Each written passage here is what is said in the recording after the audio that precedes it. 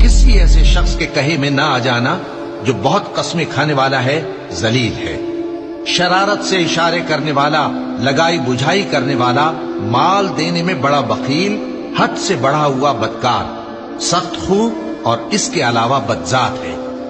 इस सबब से कि माल और बेटे रखता है, जब उसको हमारी आयतें पढ़कर सुनाई जाती हैं तो कहता है कि ये अगले लोगों के अफसाने हैं, हम अनकरीब इसकी ऊंची नाक पर दाग लगाएंगे। हमने इन लोगों की उसी तरह आजमाइश की है जिस तरह बाग वालों की आजमाइश की थी, जब उन्होंने कस्में खा खा कर कहा कि सुबह होते होते हम उसका मेवा तोड़ लेंगे, और इंशाअल्लाह ना कहा।